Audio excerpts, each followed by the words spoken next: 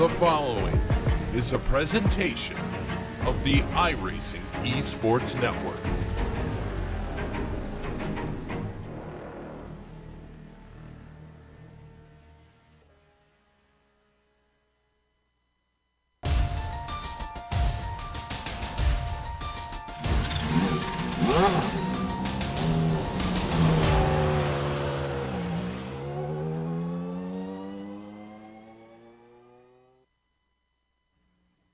Hello everyone and welcome to the season finale of Lotus 49 World Cup. We have a championship on our hands, but even with that aside, we're in for a treat today. We know why you're here. You're here because you love watching these old F1 cars get thrown around. They're dangerous, they're fun, they're loud, and they're classics. And that is exactly what you can say about the track today as well. This is the one and only Nürburgring, and we're live here on the global SimRacing channel and the iRacing Esports Network to bring you all the action. Hi, I'm Samuel Ryman, and alongside me in the booth is Stefan Schlacker. Behind the scenes doing all of the button pushing is our director, Andrzej Yamin, and he is using camera sets provided by Dougie Beard. Stefan, this course is a classic, but even for those who do know this track well, there are a few different configurations, so what exactly are these drivers up against today? Well, also from me, good Nachmittag aus Nürburgring. Sam, we're here today on the longest possible layout.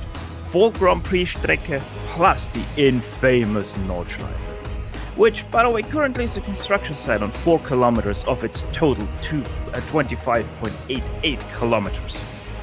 169 turns make this track complete, and it has everything you want and wish for, and I mean everything. A total elevation change of nearly 300 meters per lap. Many of its corners have a chapter in history. Hatzenbach, Carousel, Pflanzgarten, Stefan Belloves or Lauderlinks, just to name a few. Featuring all of that, the only thing it is missing is the corkscrew, and that is also the reason why pretty much every car constructor comes here to the Nürburgring to test their cars and try to set new records, because who doesn't love records? So why not have you guys go on board with our Lotus 49 to give you a feel of what today's drivers have to face. Here it comes, the GSRC Lap Guide. All right, we've got Stefan Schlacker in the GSRC Lotus 49, so let's do a lap around the Nürburgring.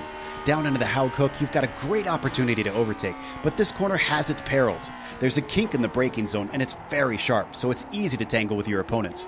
But we're going to jump ahead to some critical parts of the track because we don't have time to watch a full lap. The Mgk Chicane is pretty swift, but it also leads you right into the left-hander that takes us onto the Nordschleife. You've got to get set up quickly and watch out for how the crest in this bend can make you understeer into the Armco. Then immediately the track plunges into the north curve, which is sometimes hard to get the car slowed up for. A little farther ahead, we're approaching Flugplatz, which in a modern car this little kink means nothing. Needs a lift in the Lotus. At the crest itself, you don't want to be fully on the power or else the nose of the car will lift. Quickly, you've got to chuck it into this double right-hander. Not too long after that, you've got the Swedish cross where the little hump will give you a tiny bit of air. Then you've got to slow the car up and get it to turn in over this blind crest. And as if that wasn't scary enough with the limited runoff, you're now braking even harder for Edinburgh. This is one of those turns where it's tempting to try and pass, but in reality, it's very difficult to execute. Later on, you'll come up to the Spiegel curve, which kind of tosses the car around with a quick change in camber. But an unsettled car is not your friend, because this is miss-hit-miss. 3 apexes, no runoff, and a lot of opportunity to end your race. Then, as we continue downhill, Defense Valley has an incredibly tricky braking zone with the elevation dropping as the track jinks to the right. Lose it under braking and expect a ruined car. Of course, one of the more famous corners is the Lauda Kink, where Nicky had his nearly deadly accident. That actually takes you to the approach of one of the most important turns on the track, Bergwerks. This uphill right-hander needs a smooth, confident exit so that you can carry your speed well up the steep run through Kesselchen. At the top of that climb is the iconic Carousel. Tuck the car down into the banking and be sure not to carry too much speed into it, or else you'll just pop right out into the flat and potentially even into the wall. Another of the multiple places you can catch air around here is the entry to Pflanzgarten, and while the compression afterwards helps the car grip on its way through this double apexer, the track is going to swing back left again and then have another big drop where your wheels can often leave the ground. Closer to the end of this lap, you've got the mini Carousel, which is actually a faster, shorter version of its cousin. You do have to be careful not to swap ends coming out of there because you'll be tempted to smash the power down. After that is Gallows Hill. It's an almost never-ending right-hander that climbs and then falls and eventually dumps you onto the Dottinger Hoa. Try your best not to be slow off there, or else you'll pay for it all the way down the straight, where you'll get close to 200 miles per hour. Antonius Beach certainly won't be flat out, and then you get one tiny squirt of the gas before you're having to slow the car while navigating through Tiergarten. It's a balancing act of how hard you dare stomp the brakes while weaving left and right until you reach Hohenrad. Once again, avoid wheel spin because you're now back onto the pit straight of the GP circuit. This is less than a third of the full lap, and there's so many more dangers to worry about. But hopefully you've survived them all and have now finished a lap around the Nürburgring.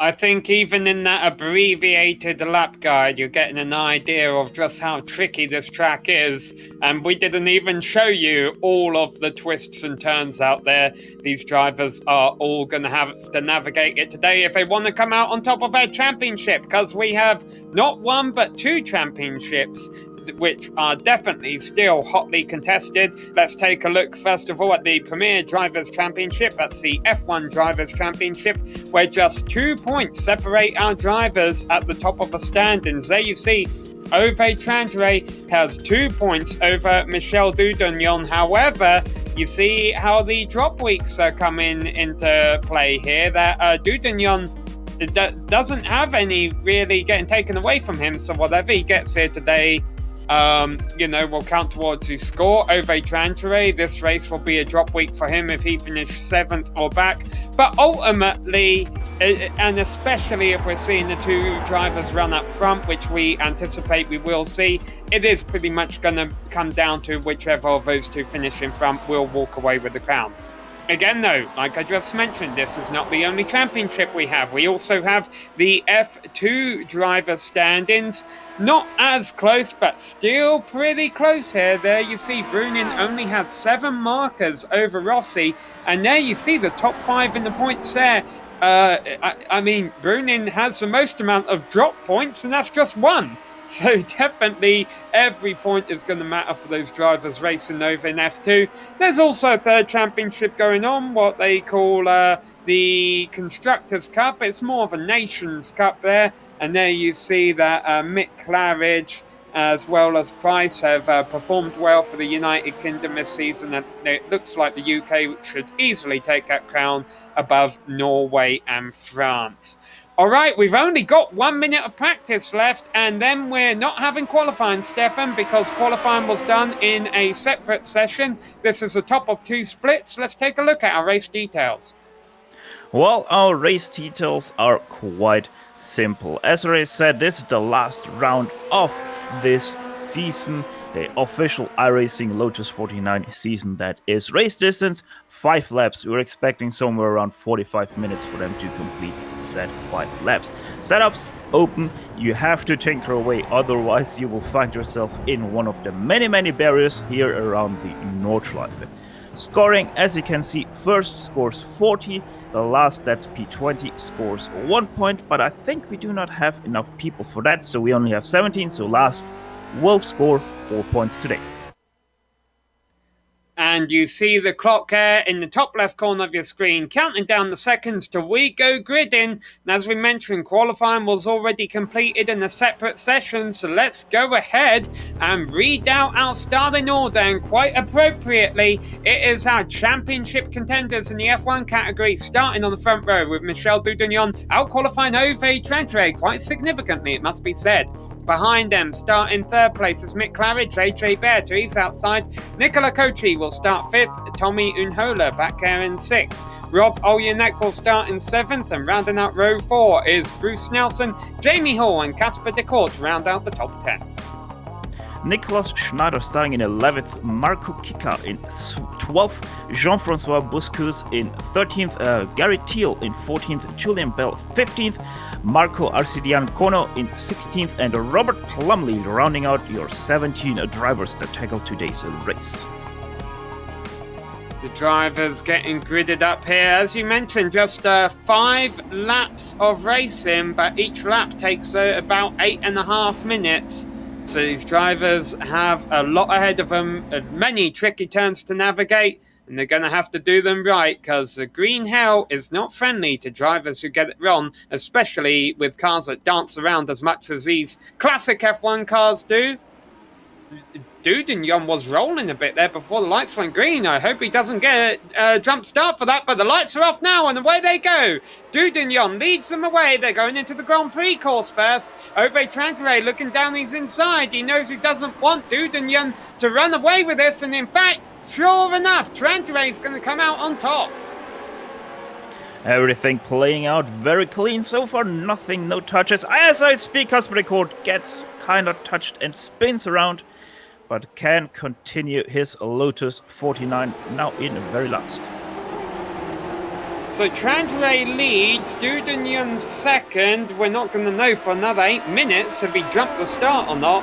AJ Bear third, Cotry in fourth, and Rob Olyanek has made a pass up to fifth after starting in sixth place. Jamie Hall off to a good start. He's racing side by side with Unhola.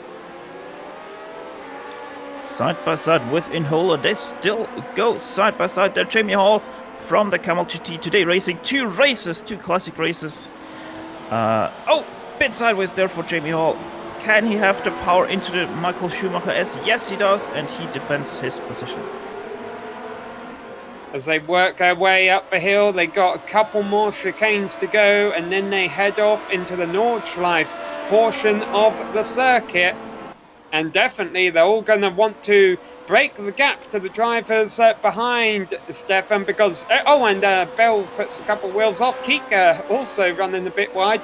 But everyone's still getting through okay so far. But you do have to be a bit wary of drivers behind you. If there's a driver behind you, when you come back out on the back straight at the end of a lap, they can definitely use a slipstream and make a pass. It is indeed quite hairy. Also, we're not allowed to forget the section from Flugplatz to Adam Kreuz, because you also can draft there a little bit, but obviously you have to... who is that spinning there a little bit? That is Robert Plumley, able to avoid the wall. There you can see him backing off. If you're going to make a mistake on the opening lap, do it on the Grand Prix configuration, I would say. But yeah, Ove Trandre leading Michael Dudinyon here through the first part of the Nordschleife. This is obviously the tricky part here. Very technical in these cars. You have to be perfect on your setup for every single turn. Otherwise, you're going to have some major problems, as Michael Dudinyon is trying to get first away, but has to back off.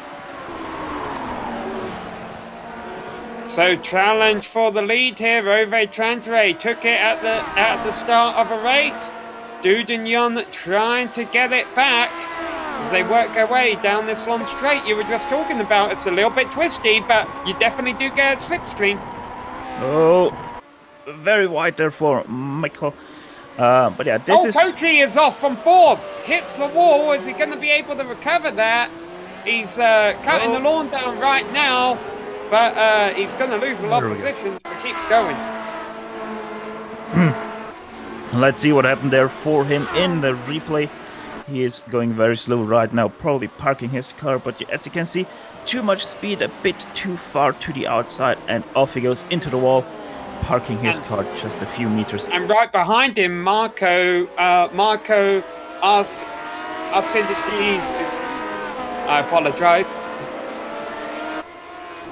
Arcidicono, he had an accident at the same turn that has put him out of a race. So Teal, touch Teal, Bruce Nelson with Gary Teal, very hard side-by-side contact. Bruce Nelson spinning out into the wall. They go. Gary Teal able to continue. There you can see bit of netcode at front, and then locking the tower, spinning him to the left into the wall. He is nearly done. He is still continuing, but his car is hurting a little bit.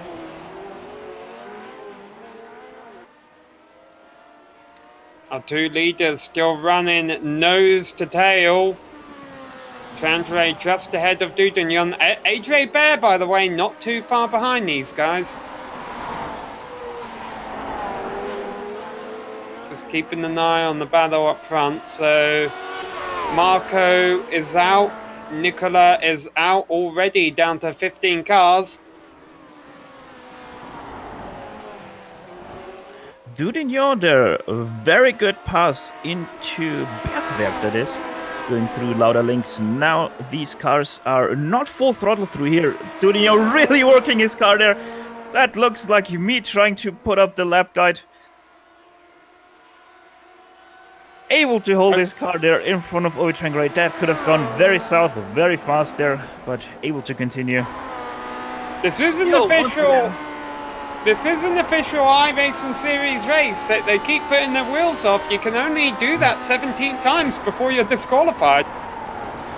Yeah, and they really try to take every single inch of grass there is. So we might see someone get very close to the incident cap today.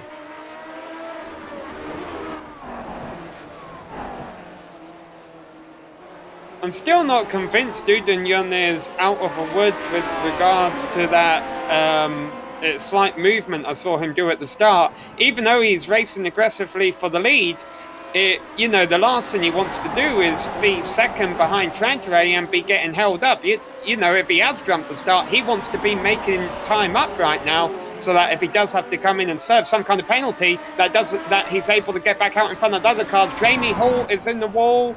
Number 6 car got a bit of damage. I don't know if he's going to be able to make it back around. Let's see what happened there as he goes into the left. It's the artificial turf right there. The track itself is banked to the left, but the artificial turf on the outside of this track, it's banked to the right. So if you touch that, it is quite hard to recover from that in pretty much every single car. And he fell a victim to exactly that.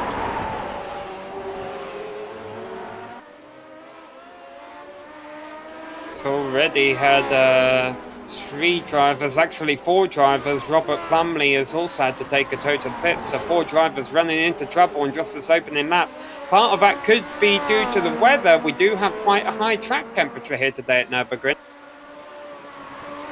Yes, indeed, Sam. We're here right now at 106 Fahrenheit on the track, 78 on in the air, and partly cloudy afternoon. The winds are north with 2 miles per hour, so nothing to worry there.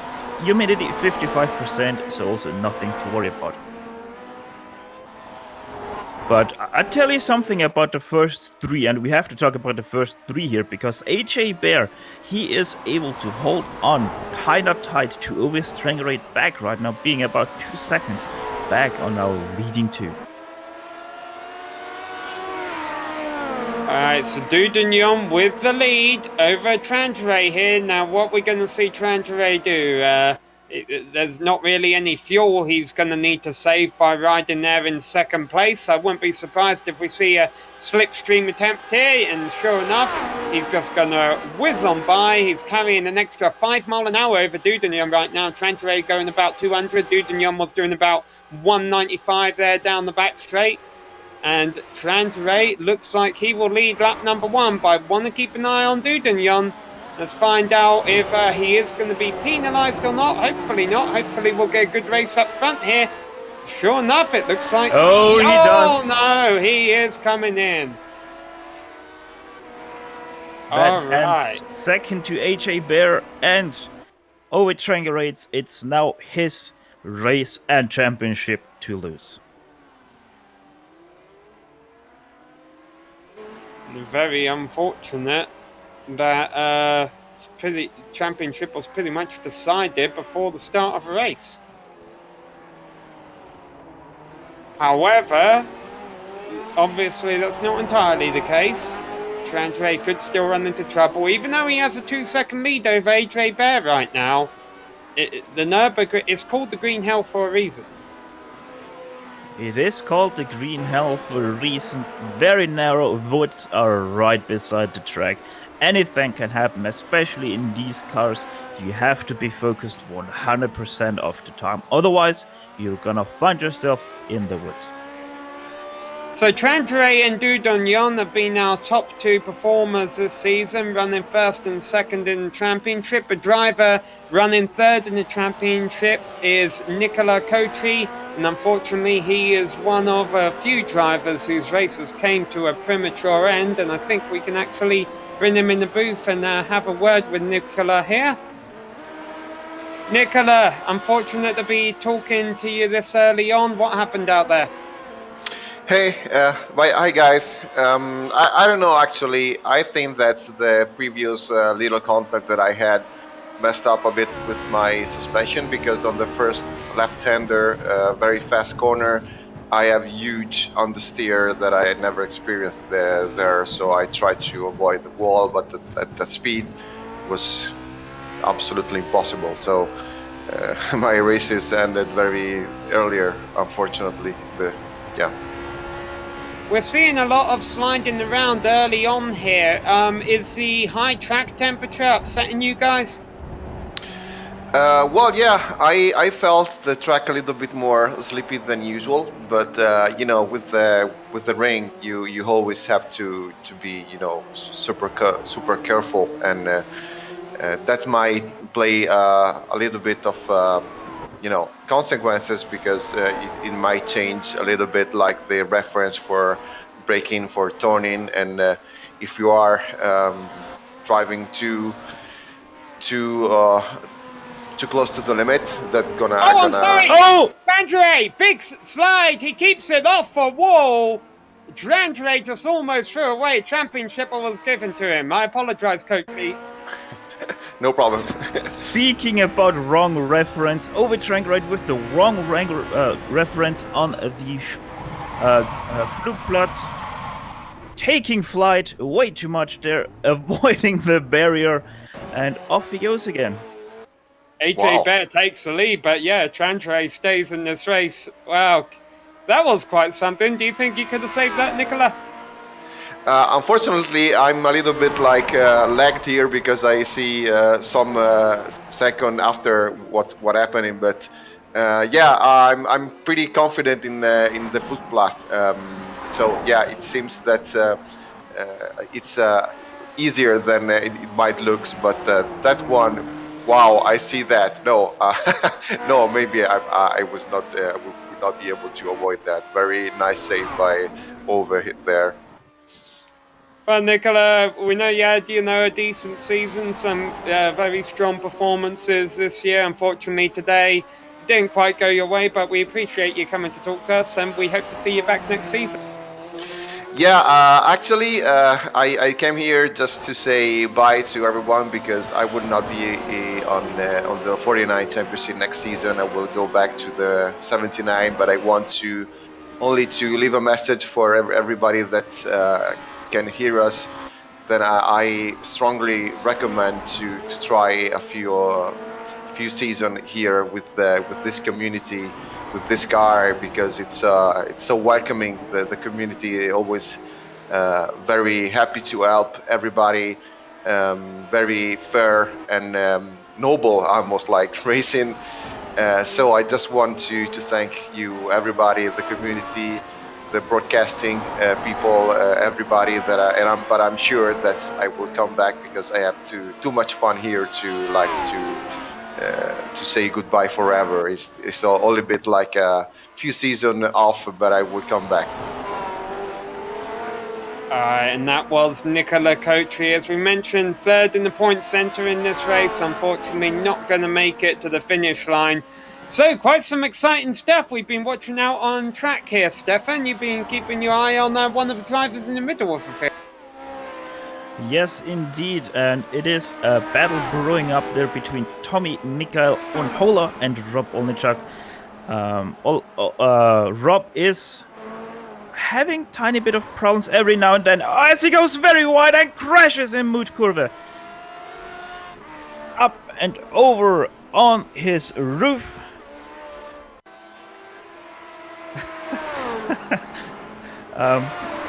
Yeah, that was a very short battle there between the two, but Claridge is already closing in on Tommy Onhola, and we have to say here, Mick Claridge, he would have started from third on the grid, He missed the gridding phase. He started from pit lane. He is right now in 5th position. Fourth now with Rob's crash. Because Dudagnon is also currently being scored on our timing system ahead of him, but that's of course Dudagnon crossed the line while he was in the pits.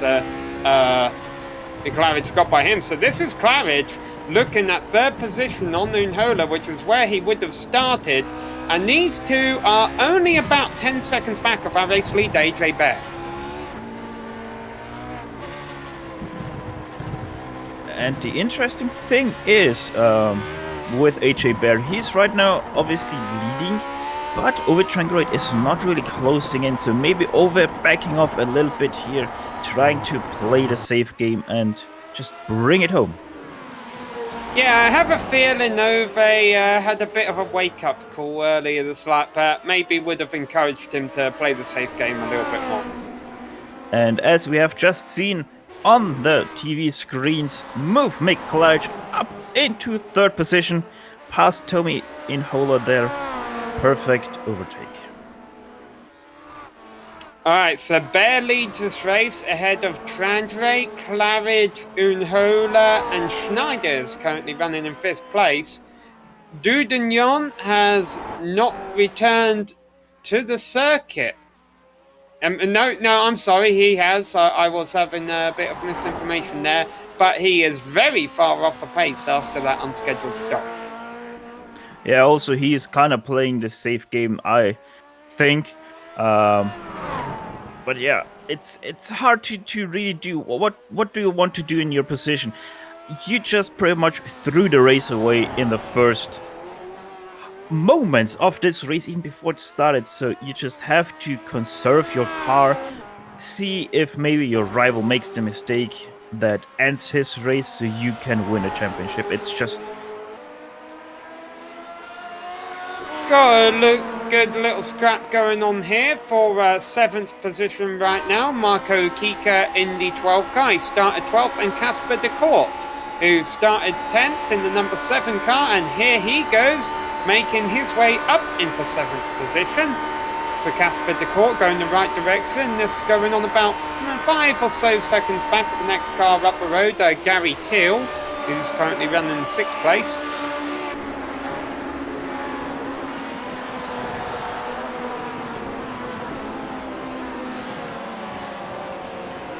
And at the line, and you see the live interval at the top of your screen, at the line, AJ Bear had 4.4 seconds over Ove Trangiere and 11 seconds over Mgk Chicane, so those are definitely intervals we're going to want to keep an eye on. Ove Trangiere once again with a little mistake there, this time in the Mercedes arena. Bit too deep into the second left-hander, no problem there. Once again he goes off track. Ove. Yeah, he's got to be careful about that 17 incident point limit if he keeps doing stuff like that. Yeah, he has probably accumulated already 5 or 6 incident points from what I have seen so far. So Ove really has to be careful not to throw his race away, not because of a crash, but because of the incident limit. Although it must be said, we are approaching the halfway point. Halfway through this lap, we will actually be halfway. This race is already 17 minutes old. It doesn't seem like that at all. No, the lap is so long that it just kind of plays around with your mind. Oh yes, we're just 2 laps in, but oh wait, we're already nearly 20 minutes in this race. Watching battle for 10th position here. This is Jean-Francois Boscas ahead of Julian Bell. And Julian here is the faster of the 2. Last lap was about 5 seconds faster than Jean-Francois' lap, so Julian Bell should probably make quite fast the overtake here. Oh, that was close there. But yeah, I expect probably to see something already here into the chicane.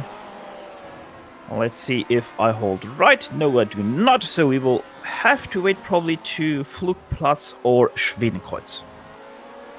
Yes. Well, he might try and Or send not. out the inside here. There you go. And he kind of had to do that because that's really one of the better overtaking opportunities you have for a few miles. A nice opportunistic pass there by Julian Bell. Clean as well. Oh, with Tranquilate once again. He's now... Flugplatz got him for the second time. He has crashed very hard. He's going to try and keep on going, but I agree with you. He hit that wall a ton. I'm not sure how... if he's fighting a losing battle here.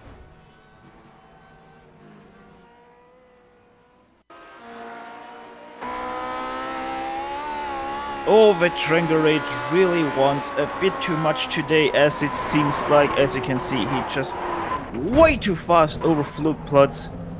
And off he goes into the inside wall, into the outside wall. Both times front end hits, so he might be still good to go. And it does really seem like the way he's driving his car right now into Adenauer-Forst. Yeah, he's currently running in third. That's Unhola behind him in fourth place, who might want to get on by. Now, of course, even though Trantre looks like he's driving okay, will iRacing tell his team, you know, his crew chief, if you will, hey, this car has too much damage for us to deem it safe to be raced. You've got to come in the pits and get it fixed, even if the driver says it's okay. That's something that happens in real life. It's something that happens on iRacing as well. So... again, we won't know that until they come back around to the pit straight. I wonder if we have access here, Mr. Director, to the points that are awarded for each position. We could bring those up on screen, perhaps.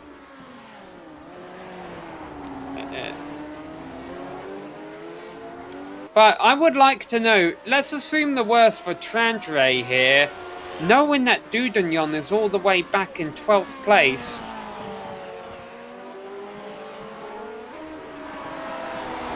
I mean, this would be a drop race for Trantre if he's not able to do any better than 7th. Right now, Tranquilate would get, as he is in third place, he would get 30 points right now.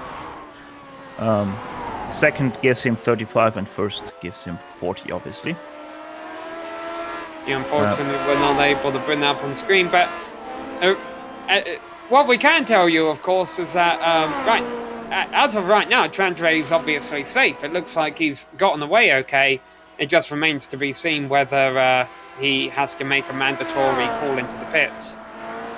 Yeah, if everything would stay as it is right now, with Tranquilate finishing third and Dudagnon 12th. Yeah, but... And actually, Stefan, we got an update here. Dudagnon is pulled out of a race. So it wouldn't matter, I don't think, anymore, because Trantre came into this race as a points leader.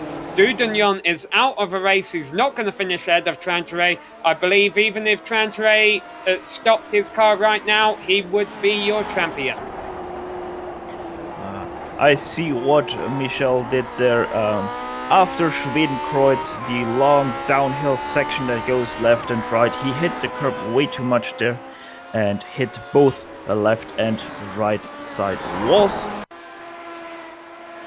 And here we go, we got a replay. Well, here we go. This is a moment. We thought it was a jump start, and the jump start definitely contributed to Dudagnon's race going south, but this was a moment that finished it all off, and a mistake from Dudagnon, who came in just 2 points shy of Ove Trantre, is going to hand the championship to his rival.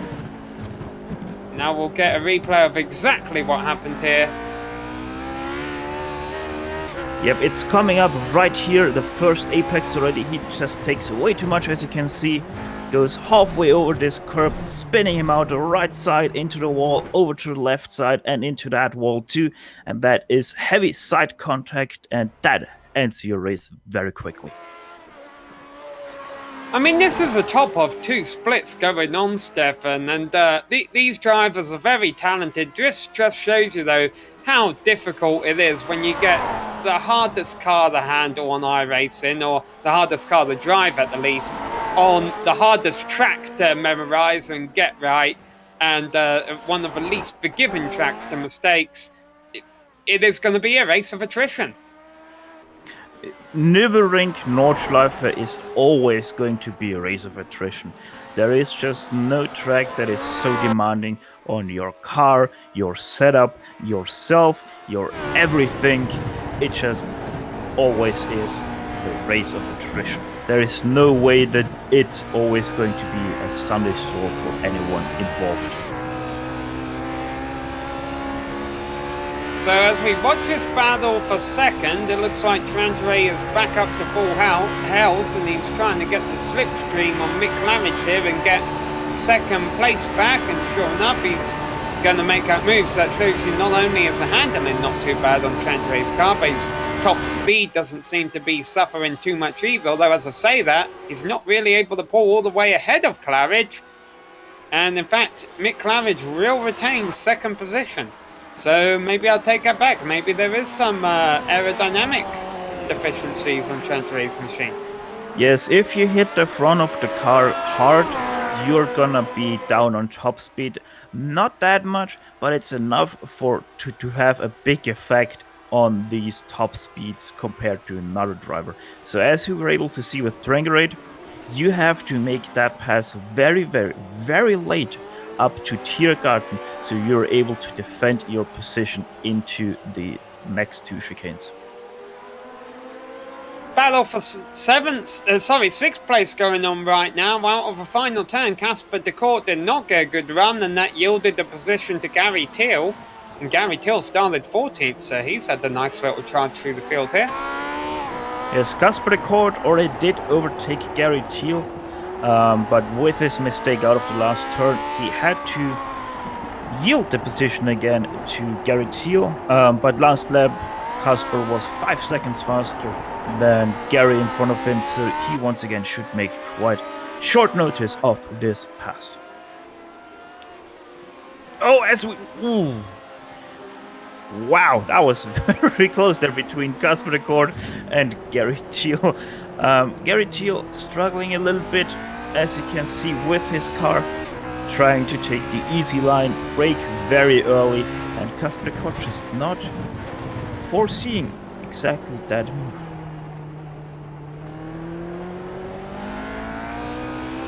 Keeping an eye on this battle for second as well, as we mentioned just a couple of laps ago, maybe even a lap ago, it seems a while ago, how long the Nürburgring is. But the Grand Prix section of the course is definitely easier to make passes than the Nordschleife. So I think Trandre would have liked to have done something with Claridge here, but he hasn't been able to do that. And as they head off into the mountains, Claridge holds on to P2. Claridge holds on to P2, but now they go into the Eifel, and that is probably where over Trangerade is a bit stronger than Mick Claridge, but that remains to be seen. No change for sixth place yet either. Till still remains ahead of the court. And let's get... Here we go though, coming up to Flugplatz. Definitely one of the more drama-filled sections of the course for today's race. Claridge has it, Trandre getting the toe. Up in the air, bouncing back down on the ground. And they both keep it grounded, keep it on the black stuff this time around. Flugplatz, just an incredible section of the track. Flugplatz obviously getting the name because of the cars lifting off there, but it used to be much steeper up that hill, and cars were flying much higher and further than they are today.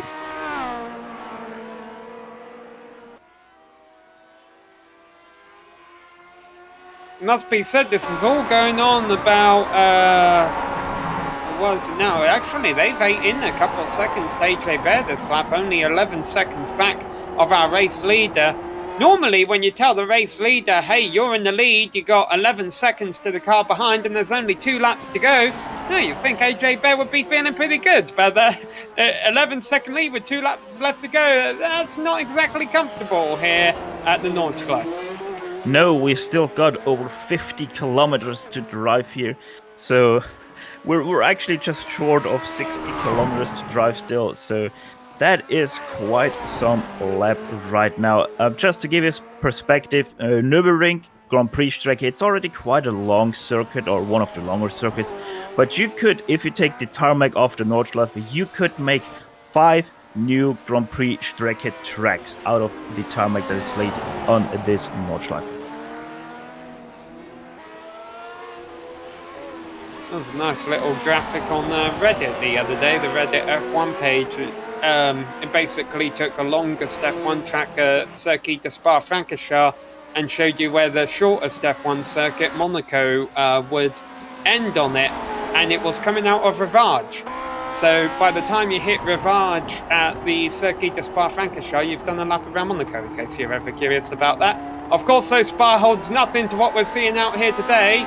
And right now, Trantere, surely by this point he knows Dudagnon is out of a race. This allows him to race a bit more aggressively with Mick Claridge ahead of him in second position.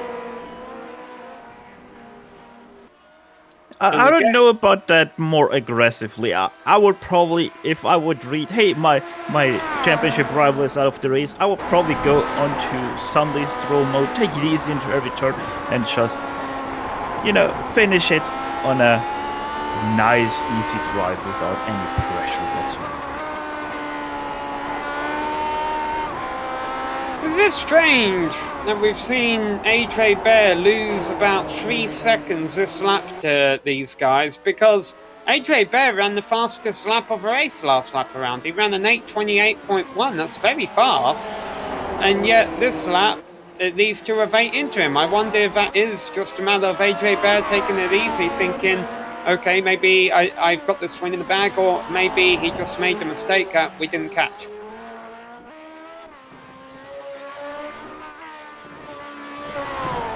Yeah, AJ Bear,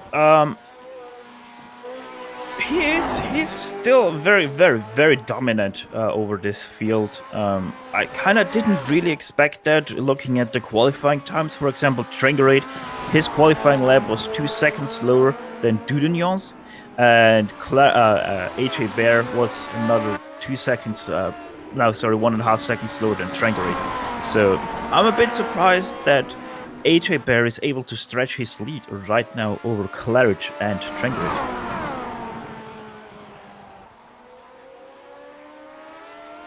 The battle for 6, meanwhile, is still on. Gary Thiel remains ahead of Casper de Court, but Casper not letting him get away. They have 10 seconds to next car up the road, who is Nicolas Schneider. Might want to put the camera on Nicolas, because he's had a very quiet race, but it's been a solid performance.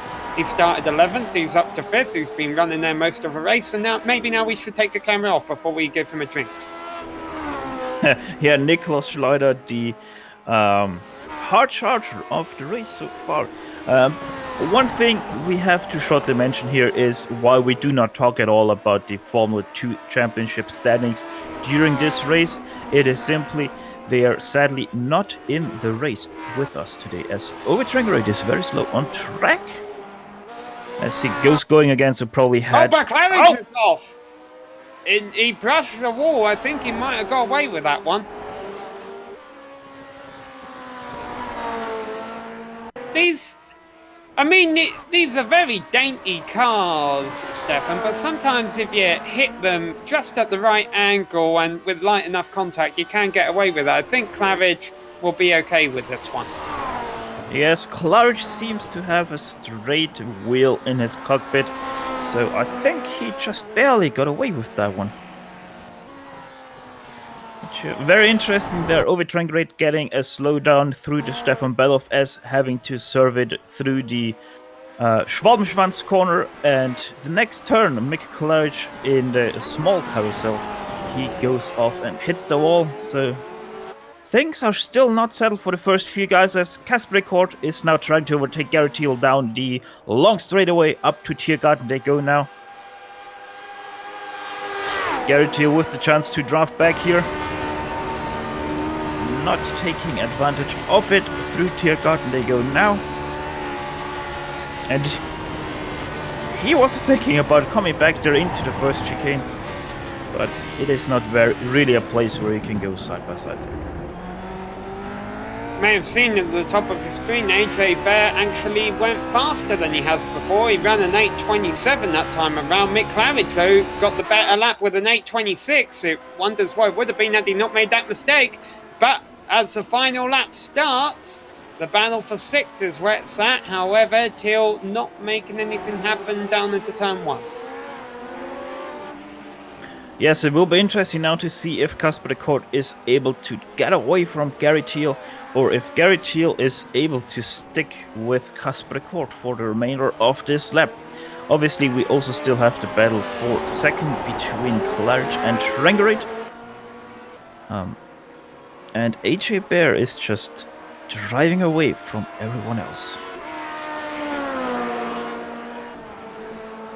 He's got an 11-second lead right now, and as we mentioned, he wasn't off a pace last lap at all. He set his best lap of a race. It must have just been Claridge and Trangeray were really on it, really running him down. But then they paid the price at the end of the race when they went over that cushion, and Casper de Cote is in the gravel, and that will cost him 6th position to Gary Thiel. However, their race is definitely not over yet. Here's a replay. Let's see what happened there going into the hairpin at the bottom of the track. Just a bit too late on the brakes. Slides all the way out onto the gravel and on the track. He goes again behind his rival Gary Thiel. And actually, I want to keep an eye on this as they come to the top of a hill here, because we've seen a couple of moves made in these next couple of turns earlier on in the race. However, Thiel holding on for now, and now they take the left and head towards the mountain with Thiel in front of de Cote.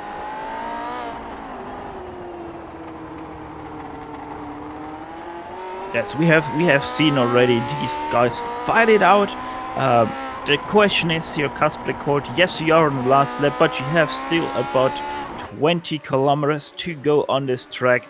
Do you really want to force something already and try to drive away, or try to do it up to Tiergarten and take the away from Gary Thiel on the last possible section?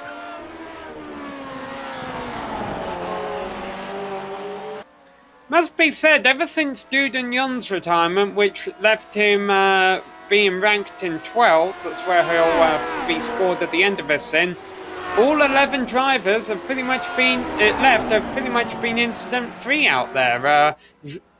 And as I say that, I said it too soon, and the driver I was worried about jinxing, Nicolas Schneider, running 5th place, having a quiet race, a bit of a technical issue here, but he has had an off and unfortunately has had to take a tow to the pits.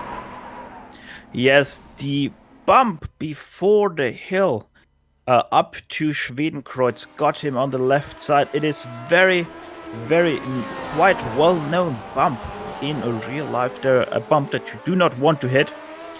And he hit that, taking his car out of control and into the barriers. He goes left and right, and he is done for the day.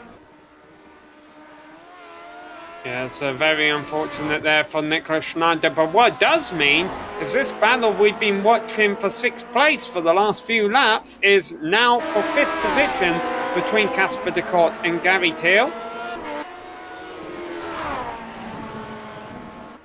Less than half a lap to settle it as Thiel puts a couple wheels off.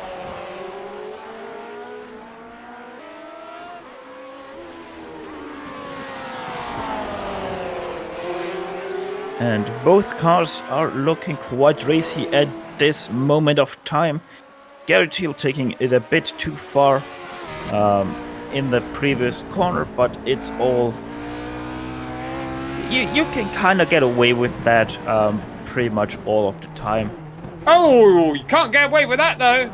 Thiel locks them up. Can you? Gary Thiel once again gets away with it.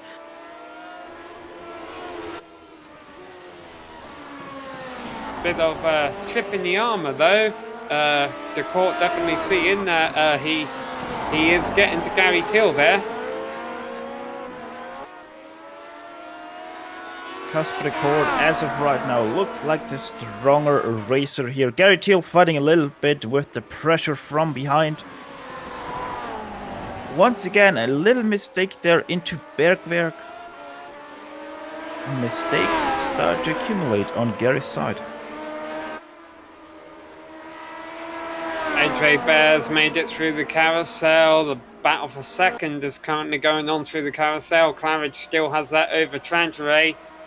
Now this will be an interesting battle, the battle for second at the end, because I think Trangeray's waiting for the back straight to make a slipstream pass. However, we saw earlier Trangeray doesn't really have any top-end speed in that car anymore. He's got damage to the nose, and that could mean they're going wheel to wheel into the final sequence of corners.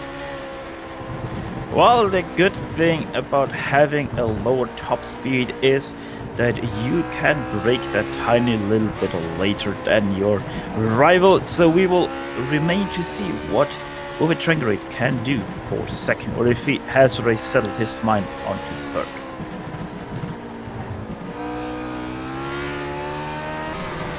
Well, our championship contenders started in first and second positions.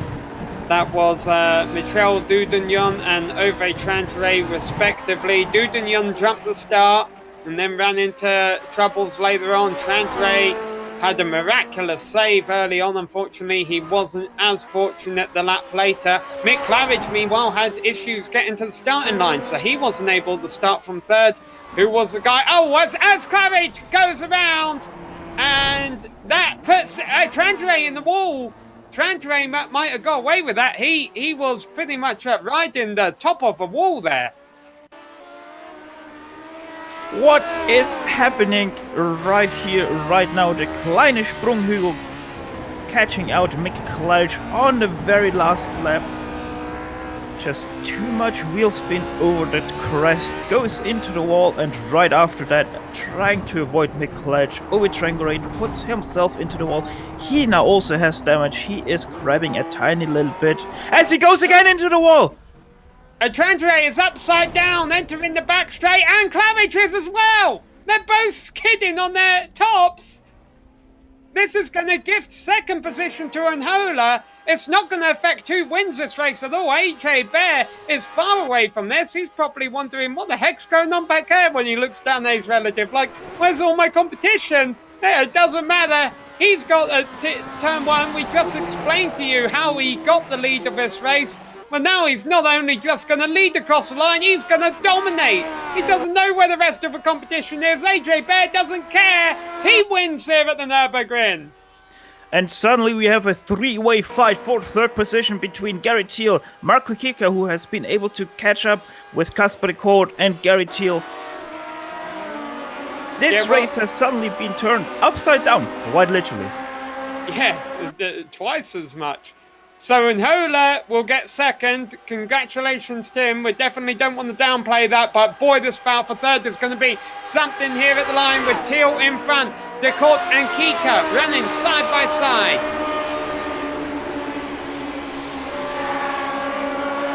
Casper Cord getting fourth here right now. Will he try to go for third? That was very close there between Gary Thiel and Casper Cord. Casper Cord trying to get there up to third in the braking zone. Let's see, can he do something out of the acceleration zone? No, he will not be able to get third place away from Gary Thiel. Fourth to Casper Cord and Marco Kika into fifth.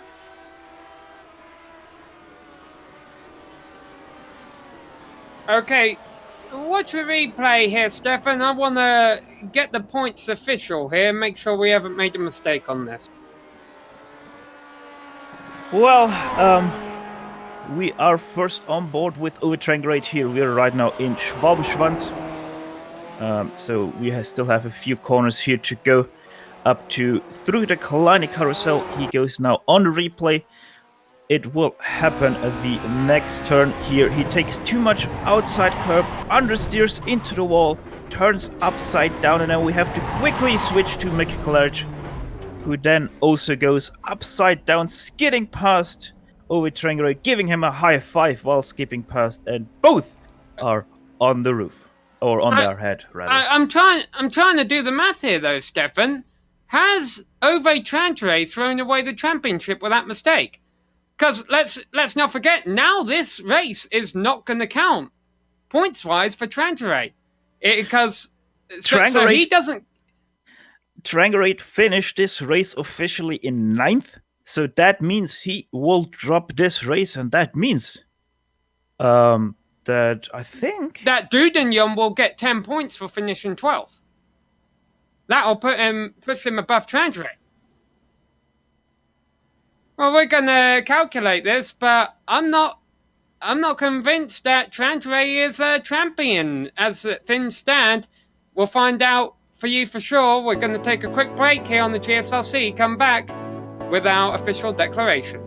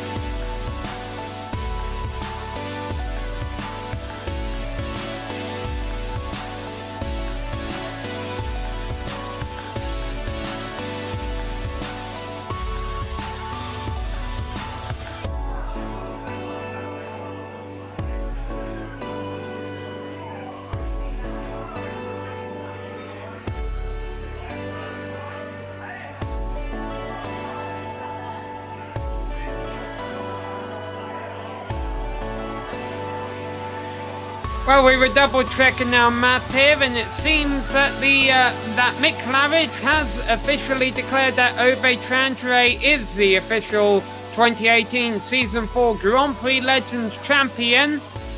Those are the words of Mick Claridge there in the driver chat. So despite Ove Trantre losing a bunch of points on that final lap there, things are still carrying him to the championship crown. Let's give you a full race rundown. There was no debate about who won the race today. It was AJ Bear by almost 33 seconds over Tommy Unholu, who was gifted second place after two drivers ended up on upside down coming to the finish line. Gary Teal wins that great battle we saw going on all race long. He comes home in third place ahead of Casper de Court, just 3 tenths behind him in fourth. Marco Kika also less than a second behind the driver in third. He'll have to settle for fifth place. Not too far behind them was Bruce Nelson. Really didn't give him much of a shout out today. He came home in sixth position ahead of Julian Bell, Jean-Francois Boscas, Ove Trandre, and Mick Claridge round out your top 10. Well, we're already the first car here that didn't finish. Nicolas Schneider in 11th. Rob Olnichuk, he finishes in 12th, but he did actually finish this race. Michel Dudignon in 13th, Jamie Hall 14th, Rob Plumley 15th, Nicola Cotry in 16th, and Marco Arci Diacono in 17th. Alright, well, we've got some drivers here who have came to talk to us.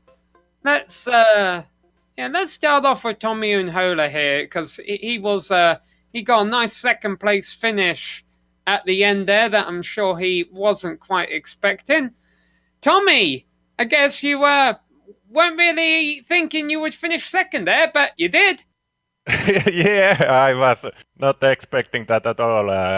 I think I was P4 for last lap or something, and we're gaining places all race as people were diving in the wall or something. I didn't really see many, but yeah, I didn't expect that at all.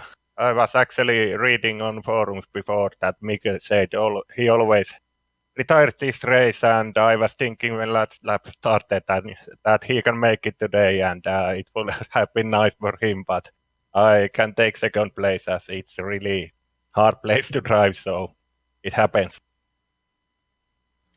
How difficult was it out there today? We saw the track temperatures were quite high, and we saw lots of mistakes throughout the entire race.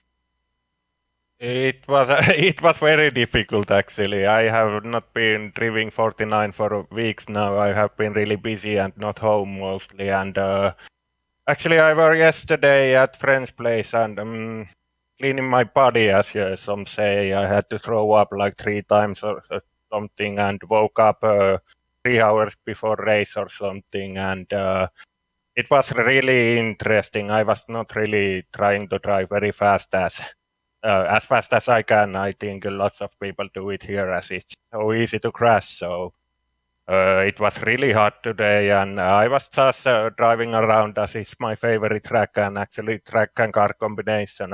I really enjoyed it, and it was just a pleasure drive. So I'm happy for result. I was not expecting so high. What are your plans for next season now that this season's coming to a close on iRacing?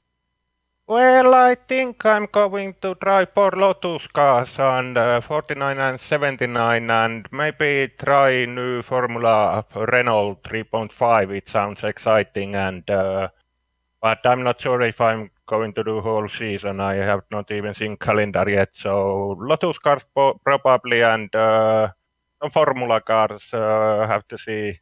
Williams would be nice to drive. I have been so busy. Well, I have missed both races, 49 and Williams, and actually everything I planned to drive. So World Cup took 3 weeks also, and I was driving only 79, so I was really busy. But planning to make a whole season next season.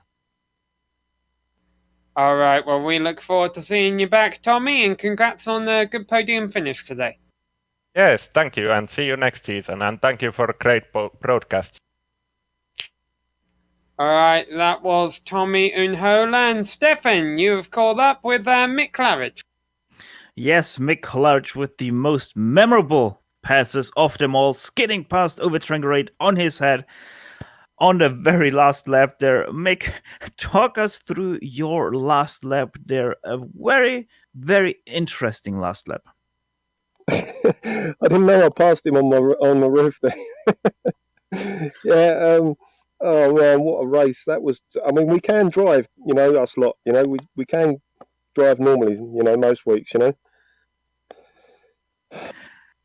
Yeah, it was a very, very entertaining and interesting track. Overtranger having twice very big problems in Flugplatz. And then kleiner Sprunghügel first catching you out. Overtranger has to avoid you, goes into the barrier, and then you both crash once again.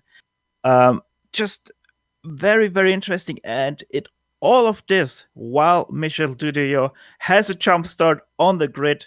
And just how insane would you rate this season finale for a championship decider? It's the most bizarre race I've ever seen, I've ever been in, and yeah, you're right. It was just unbelievable. I didn't even know what happened to Michel because I was talking to him before the race started, and I said, look, I'm getting huge stutters here because of the rift thing and the bug and all the rest of it. So I said I'm going to stay back in the pits anyway and just start from the pit lane and just see how I get on.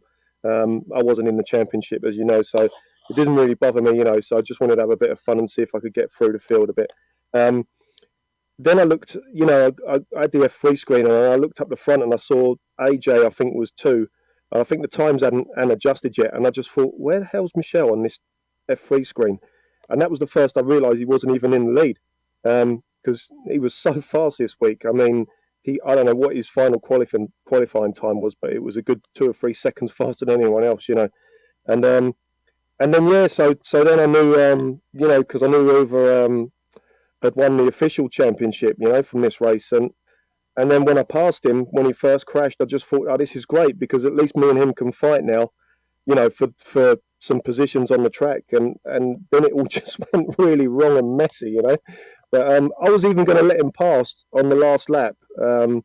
Just before I really span off and crashed, I was going to let him pass on that part of the track and then try and draft him down the straight and beat him to the finish. But, oh, man, what a mess. What a mess indeed, and that plan didn't quite work. But yeah, Michel, he had a bit of a role on the starting grid before everyone was going off, so not quite sure what happened there with Michel, obviously. But yeah, what are your plans for next season? Will you continue to drive the Lotus 49? Yeah, you know what? I'm always toying with picking a new car, at the end of the season, and I really want to get into the Audi GTO, but the only thing that stops me is the gears shifting in that car. I find it so hard, I mean, everyone does, but I really find it frustrating. And I'm not really a huge fan of multi-class, but I really like the GTO as a car. I really enjoy it. But no, I we was talking about this with Michel, and I'll be back here next season. I've won 9 championships in this car. I really want 10. Everyone knows that. I really want number 10, and then I'll drive something else.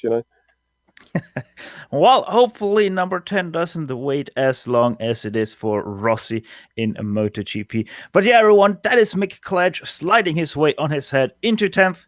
And yeah, Samuel, it was very much a very, very exciting race. Yeah, I got one more thing I want to say to Mick here. I saw you posting it in the chat. We had a bit of confusion with the points at the end. Can you confirm for us Ove Trangere is the champion? I'm seeing 318 points to Dudagnon 304. Oh, I'm not. I was talking about the official championship. I'm not too sure about the GSRC championship. I don't know. Alright, well, that was the math I'm doing. It looks like Trangere coming out on top with those drop points that he had in his pocket. Well, thanks for Mick for clarifying that for us. Hey, if you'd like to find out more about how the points unfolded, if you have access to iRacing.com, they have their forums where they keep all that stuff updated. You can see where your favorite driver ranked at the end of a championship. For now, though, we've got to head on out because we have the batteries not included. Williams F1 Championship coming up here on GSRC in just a few moments. And of course, we have a lot more action coming up, not only on GSRC, but also on the iRacing Esports Network this weekend. So be sure to check both channels out, subscribe to them on YouTube if you haven't already, because we have plenty of great racing coming up this weekend and lots of champions left to be decided. Well, Stefan, it was great being able to cover this last race of the season for you, and it was definitely a memorable one, I'll give it that. A memorable race. It is a race for the decades, this one, and yeah, just incredible how the championship can be decided like this one, and just great to be part of the season finale of such a great series. All right, well, we would like to thank all of the competitors for this series, for coming out and putting on a great season for us here on GSRC. And also thanks to the guys at iRacing who allow us to cover this, and they share it with you on the iRacing Esports Network.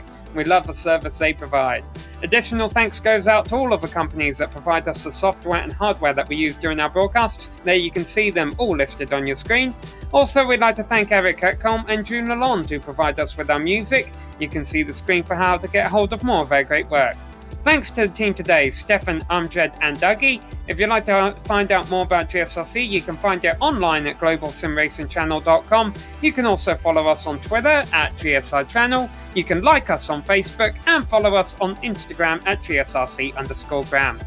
All of the upcoming races for our other series are listed on screen, so be sure to check those out. Mark them down on your calendar and don't miss another second of exciting racing action. But until next time, race clean, race hard, and we'll see you on the track.